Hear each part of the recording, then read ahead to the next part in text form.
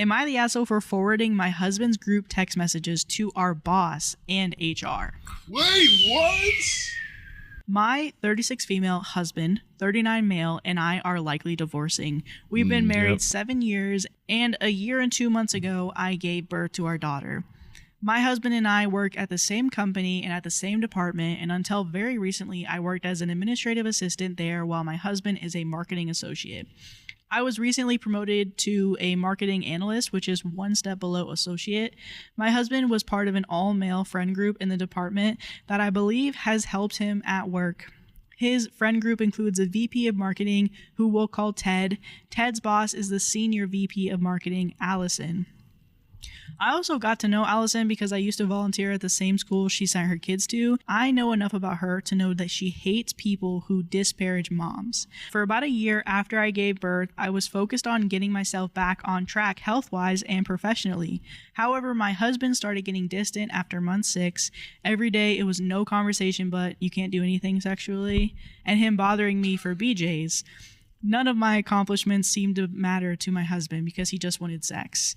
He fell asleep one day before his phone turned off, and I saw a host of notifications and then discovered a text thread between him and 3 work buddies complaining about his apparently frigid wife. I saw responses where everybody sympathized with him, saying that they hope he gets sex soon, and then one coworker writes, "At some point, she just needs to lay back and let you do what you need to do and get over doing it." Not PC, but true.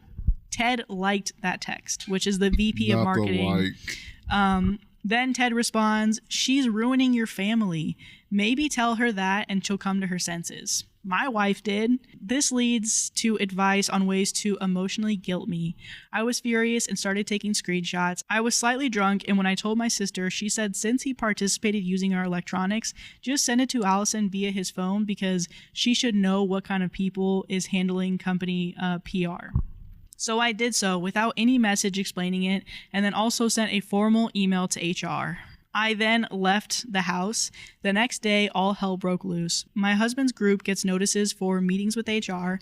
My husband tells me to stay away and that a good wife would have kept it quiet. Now the dust has settled and Allison has made it clear she was narrowly outvoted when pushing for his termination. The guy who wrote the "just lay back" was fired. Ted was suspended without pay but reinstated. My husband was suspended, reprimanded, and moved to a different team because Ted doesn't want to work with him. He claims what hurts the most is that his coworkers avoid him. My husband refuses to talk to me. Never did he acknowledge how the text would have made me feel, instead saying that I was snooping. It was private. At this point, I know we're headed for divorce, and I feel drained and humiliated over his text. Am I the asshole? Did I go too far? He didn't get fired. So would I be the asshole if I broke up with my girlfriend for humiliating me? Hi y'all, throwaway account because she and I both lurk Reddit. I, 23 male, have been with C, 23 female, for 4 years. We got together during our freshman year of college. We became very close and we both held similar beliefs and wanted similar things out of life. We moved in with each other and grew really close during the pandemic. I wanted to marry this woman until last night. C had been under more stress from work and family during the last few months. Her dad has cancer and it hasn't been easy on her. She's been drinking more and more, and while I don't mind her drinking, it's how she gets when she's drunk is where I begin to have issues. She has a tendency to get pretty mean and say some awful things, talking about my appearance and how small my member is. She makes me feel like I'm not enough for her sexually or emotionally. She's almost always apologetic the next morning, and she'll spend the next few days after trying to fix things, then we'll turn around and do it again when she drinks. It really came to a head last night when I took her and her friend out to a local bar that's popular. I volunteered to be their DD for the night. She's driven drunk before, and I didn't want her to make that choice again. I told her that I didn't want her to drink too much tonight, and she agreed that she wouldn't. The bar was packed when we got there, so we all went and sat at the bar, ordered some food and drinks. They were enjoying themselves, and I watched the game while they drank. I got up and went to the bathroom, and when I came back, I noticed my girlfriend was getting loud, and her friend screamed "cock sleeve" while laughing. She then said, as I walked up and was in earshot, that her ex was the biggest she's had, and she missed it. I pretended not to hear it because I knew she was getting drunk. I touched her back and sat down at the bar again before the guy sitting at the table grabs both our attention and asked if I was the cock sleeve guy. I immediately felt like I was going to be sick. These guys are laughing at me, and I asked C if she was serious. She kept laughing, so I grabbed my keys and I walked out. I left both her and her friend there at the bar, and I drove home. I immediately packed up my essential stuff and I went to stay with a close friend for a few days. I didn't get any text from C until about an hour after I left them there, asking where I was. Then I got a bunch of missed calls and texts. They weren't anything but angry. I answered one call and she was slurring her words, and I heard she was in the bar still, so I hung up and turned off my ringer. I woke up to a stream of apology texts and more missed phone calls. She apologized and said she fucked up and was wondering when I was coming home, that I satisfy her and that I'm more than enough for her, and that she'll make this right if I come home. I'm just done. I feel humiliated and embarrassed. Her and I had what I thought was a good sexual relationship. We did foreplay and used toys, but I've never once not gone out of my way to pleasure her or get her off. I'm not the biggest guy down there, so yes, I use a sleeve to get her off. I just didn't think she would use that against me like that. I don't want to go back home. I love her, but I feel really humiliated and like she doesn't respect me as a man or a partner. Would I be the asshole if I broke up with her over this? She's been a perfect partner otherwise. I just feel like she didn't respect me at all. And after what she said about her ex, I can't help but suspect things. I could have been one of Epstein's victims. I was watching the Jeffrey Epstein doc on Netflix last night and I'm spooked.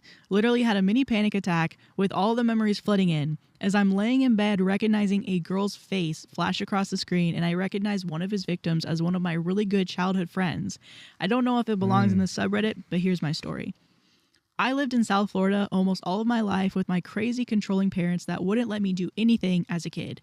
No phone calls to friends, no extracurricular activities unless it was academic, couldn't have friends over, and you could forget about me going to anyone's house. Plus, my dad worked at my school during my elementary school years, so I had to be on my best behavior.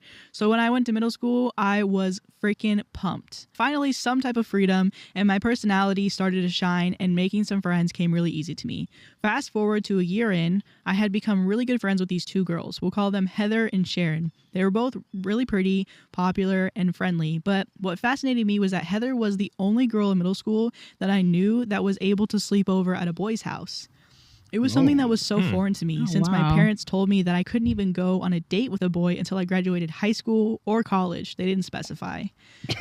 Dang, that's late.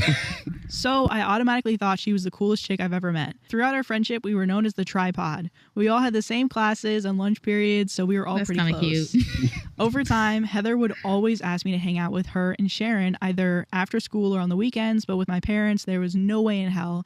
I did attempt multiple times to ask for permission with no success each time. Not even a maybe.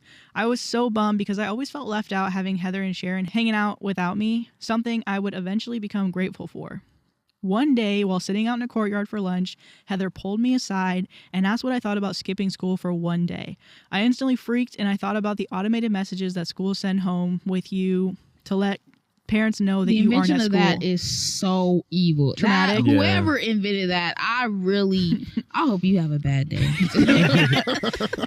If my parents ever got that, my ass would be toast. So I shut the idea down right away, kind of laughed it off because there would be no way in hell to pull it off. But she literally would not stop asking me. So eventually she convinced me and we were ready to start planning. It took us about a week every day during lunch trying to figure out how to pull this off.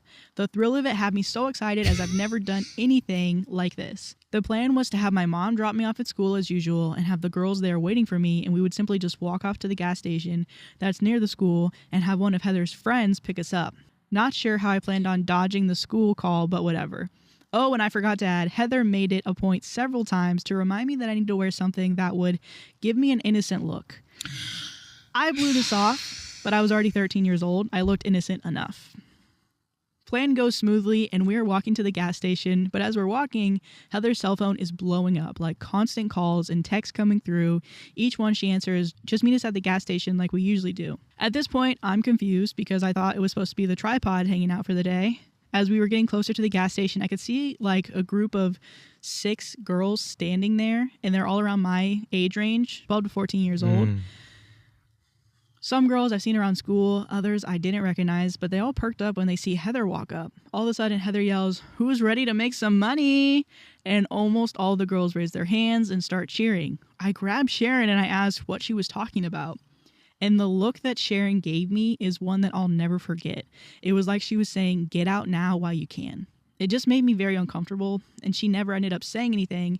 It was just weird. A big group of young girls who should be in school just hanging out at a gas station. As we're standing there, 2 black Lincoln cars pull up and make a sudden stop right in front of us. Heather starts numbering the girls and tells the first group to get in the car, and as they do, the car speeds away. The other one slowly rolls the window down, and I see this older man with sunglasses on just sitting there and smiling. He asked if we were ready to go to the mansion, which excites the 2 other girls standing behind me.